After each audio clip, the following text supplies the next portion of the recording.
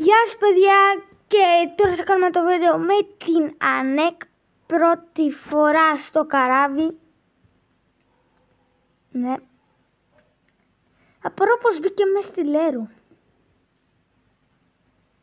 Ναι, τέλος πάντων. Ήρθε το καράβι. Ήρθε λίγο πιο αργά από ό,τι περιμέναμε. Και όταν μπήκαμε μέσα, πάμε μέσα, είχε ένα μικρό στην αρχή ή τέτοιο με καθίσματα και τέτοια, και νόμιζαμε στην αρχή ότι δεν είχε άλλο σαλόνι. Αλλά κανονικά είχε 2 ή 3, δεν θυμάμαι. 2 νομίζω. Ναι. Και ήταν γεμάτο με καμπίνες. Και ξέρετε τι σημαίνει γεμάτο με καμπίνες? Παλιό πλοίο. Και δεν τα πω καλά με τα παλιά πλοία. Τέλος πάντων. Πάμε, γιατί δεν είχαμε καμπίνα τότε. Όταν θα φύγω τη Δευτέρα που θα κάνω ξανά βίντεο, ή το χειμώνα ή το Πάσχα ή το άλλο καλοκαίρι. Ναι. Οπότε όταν βρήκαμε θέση εκεί να ξαπλώσουμε και τέτοια, και μετά ανακαλύψαμε ότι είχε κι άλλα δωμάτια κι άλλα. Ωραία. Είχε 2 καφετέριες, μια έξω και μια μέσα. Και πάμε, δεν είχε πολλά πράγματα η μέσα, η έξω είχε τα νέτος. Και ήτανε, τώρα πάμε στην ώρα, όχι 8-9 το πρωί. Εκεί, τέτοια ώρα.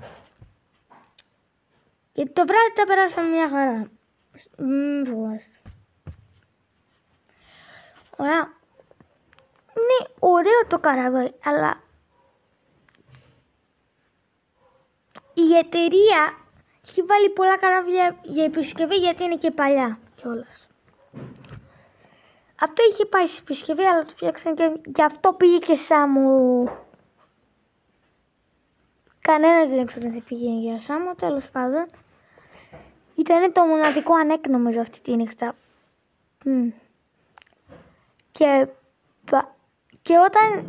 Δηλαδή όταν φτάναμε, ήμασταν στη Δίνο εκεί, που ήταν 9 ή 8 η ώρα, 7. Σε βάση εγώ στο καράβι κοιμήθηκα κατά τις 12, ξύπνησα κατά τις 4, κοιμήθηκα κατά τις 5, ξύπνησα κατά τις 6, κοιμήθηκα κατά τις 6, ξύπνησα κατά τις 7 ή 8 εκεί. Ναι. Και τότε ήμασταν στην Τίνο. Ωραία. Μετά ήμασταν πιο κοντά στην Αθήνα. Μετά από μια ώρα ήμασταν στο Μακρονήσι και βγαίνουμε έξω.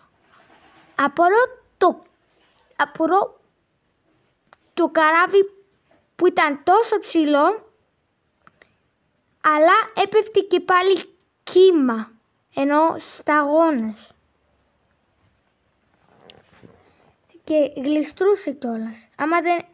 Άμα δεν έχεις παπούτσια που δεν γλιστράνε, απλώς θα κάνεις μπάνιο στη θάλασσα, καταλαβαίνετε. Και είναι ωραία, αλλά μπορούν να το κάνουν και πιο ωραίο το ταξίδι, δηλαδή είναι λίγο boring. Δεν έχει και κάτι να κάνεις. Το Blue Star σας το προστείνω. Καλύτερη εταιρεία. Ναι. Ήμασταν αυτό το καράβι λεγόταν Αστέρι 2. Ναι, νομίζω. Και ήταν είχε κυπριακή σημαία. Ήταν ωραίο το ταξίδι, σχεδόν. Μια χαρά. Κλασικό ταξίδι το λες. Σαν κουραζιερόπλαιο το καράβι. Σαν κουραζιερόπλαιο. Πιο μικρό αυτό μπροστά, νομίζω. Ωραία παιδιά, και κάντε εγγραφή και like και θα τα πούμε σε επόμενο βίντεο. Και τι λίγο παιδιά κάντε. Άμα θέλετε να κάνετε. Ναι.